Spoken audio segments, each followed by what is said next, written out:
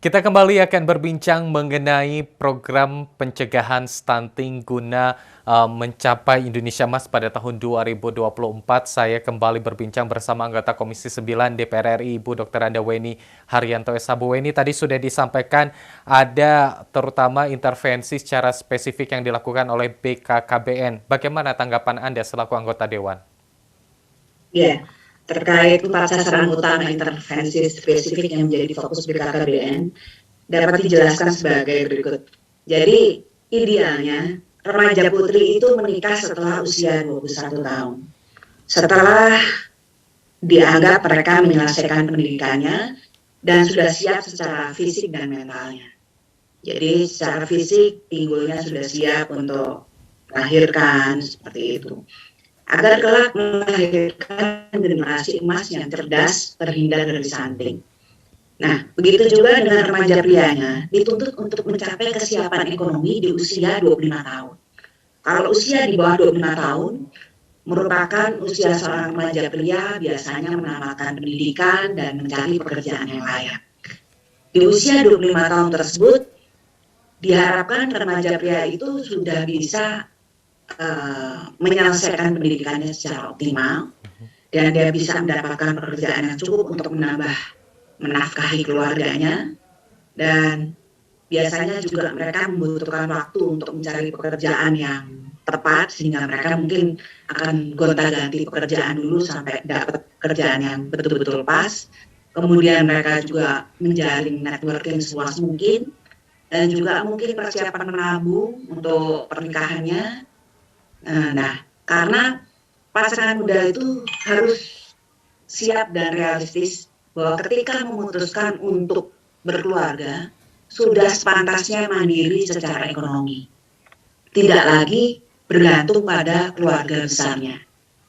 Jadi, untuk menghidupi sebuah keluarga dan anak, itu membutuhkan biaya yang tidak murah di masa sekarang. Jadi, jadi pasangan suami istri baru ini harus siap lahir dan batin menghadapinya, seperti itu. Oke, baik. Itu dia yang tentunya juga betul-betul harus disiapkan. Nah, lebih lanjut saya beralih ke Bu Dinda. Bu Dinda, apa saja yang harus dipersiapkan terutama pada masa prakonsepsi dan juga 1000 hari pertama kehidupan ini, Bu Dinda? Baik, jadi selama masa prakonsepsi atau sebelum terjadi konsepsi atau sebelum terjadinya pembuahan, ini memang yang pasti harus disiapkan mentalnya dulu. Nah, kemudian juga yang harus disiapkan pastinya gizi ya. Jadi gizinya itu harus seimbang gitu. Jadi sebelum merencanakan kehamilan itu harus harus memperbaiki gizinya terlebih dahulu. Nah, jadi gizinya itu harus seimbang, merujuk pada tumpeng gizi seimbang dan juga isi piringku, dan asupan tablet Fe atau tablet tambah darah itu dan juga asam folat selama 3 bulan sebelum kehamilan sampai selama masa kehamilan. Nah, begitu juga dengan di 1000 hari pertama kehidupannya, dari masa kehamilan, 40 minggu masa kehamilan atau 280 hari hingga anak berusia 2 tahun. Nah, ini juga harus diperhatikan gizinya ya. Nah, kemudian untuk ibu hamil juga selain tadi perencanaan kehamilan, kemudian gizi seimbang, kemudian asam folat dan juga tablet Fe, ini juga harus melakukan pemeriksaan atau asesmen berkala gitu terhadap kenaikan berat badannya. Pokoknya harus diperiksa ya kehamilannya tadi minimal 6 kali selama kehamilan. Kemudian juga di 2 tahun pertama juga ASI jangan lupa ya, di selama 6 bulan pertama itu ASI eksklusif harus diberikan, kemudian dilanjutkan dengan MPASI, dan ASI diharapkan tetap dilanjutkan nih hingga anak berusia 2 tahun. Dan yang tidak boleh dilupakan juga PHBS atau perilaku hidup bersih dan sehat. Ini sangat penting ya. Sanitasi lingkungan tadi juga sudah sedikit disampaikan, sedikit disinggung oleh Bu Weni, bahwa sanitasi ini juga penting ya, karena dengan sanitasi yang baik ya, jadi terhindar dari infeksi ya, karena infeksi juga akan menghambat penyerapan nutrisi ataupun penyerapan gizi baik selama kehamilan hingga anak berusia 2 tahun. Baik, Bu Itu, Dinda. Mas. Enggak, ya. Ya, sejauh ini juga Bu Weni boleh disampaikan, tadi sudah disampaikan oleh BKKBN terutama juga soal apa saja yang harus menjadi perhatian terkait juga masa 1000 hari pertama kehidupan. Tapi selain itu, apa saja yang juga harus menjadi perhatian oleh pemerintah dalam mengatasi stunting ini, Bu Weni? Ya, jadi selain memperhatikan langkah pencegahan melalui promosi dan edukasi tentang usia menikah pada remaja yang ideal, juga asupan gizi, pendidikan orang tua, pola pengasuhan orang tua sesuai 8 fungsi keluarga, konsumsi tablet penambah darah dan asam folat pada masa kehamilan, serta mengoptimalkan 1000 hari pertama kehidupan. Dari sisi pemerintah, penting juga untuk memastikan ketersediaan pangan berkualitas tinggi dan keterjangkauan pangan yang kaya gizi yang mampu mempengaruhi keluarga dalam memberikan pola makan sehat dalam mencegah terjadinya stunting pada anak. Selain itu, juga penting praktek pengasuhan orang tua kepada anak yang baik, seperti pengetahuan kesehatan dan gizi remaja. Dan kemudian juga pada saat hamil, konsumsi tablet penambah darah. Dan kemudian jangan lupa memenuhi kebutuhan nutrisi saat hamil. Oke, itu yang harus betul-betul diperhatikan ya Bu Weni ya. Saya akan beralih kembali. Nutrisi yang lengkap, yang 4 sehat. Oke. Setelah bayi lahir, juga harus lakukan imunisasi dasar lengkap. Oke. Kemudian juga berikan ASI eksklusif sampai 6 bulan. Jadi betul-betul ASI saja, jangan dicampur dengan baik atau pisang maupun likas. Baik, Bu Weni, nanti ya. Nanti saya akan kembali ke Anda Bu Weni sejenak.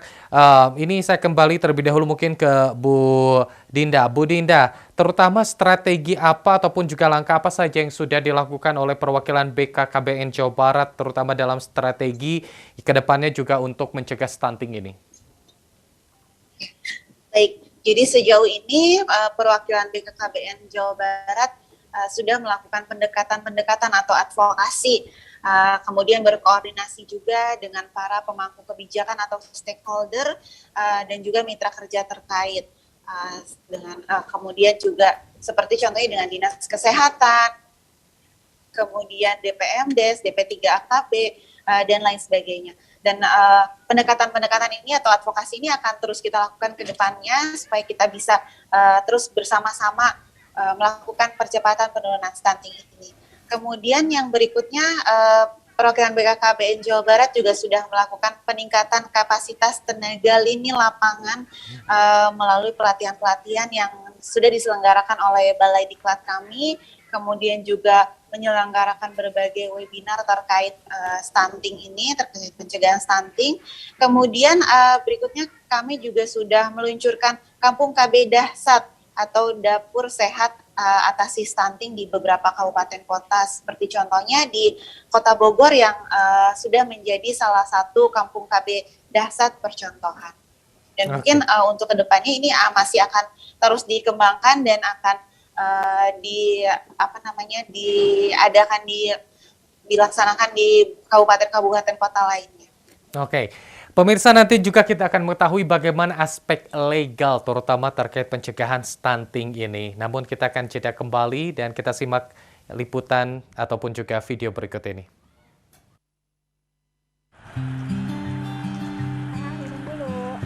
Pagi, Teteh Cinta. Wah, koran baru nih. Kita dulu ah. Akang. Yes, Teteh Kalau Cinta baca berita tersayang. tentang anak muda, asa ingat kita zaman dulu ya. Iya, Tapi- ini foto kita sama anak-anak kita. Tapi ini suka prihatin kalau lihat anak muda, tapi mereka masih melakukan pernikahan dini. Pernikahan dini itu bawah umur ya. Nah, Jawa Barat ini ada program keren dari BKKBN. namanya 2125 keren. Oh, apa itu Teteh?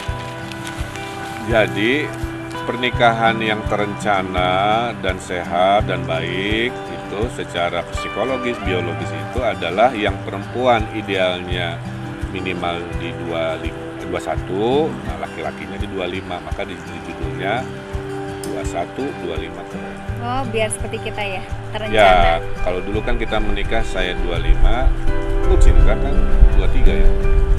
Sudah benar. Oh iya iya. Nah, karena itu kita hadiahi pantun ya buat warga Jawa Barat. Ngapel si cinta membawa duren, lengkeng dibungkus dengan delima. Cakep. Nikah terencana pastilah keren.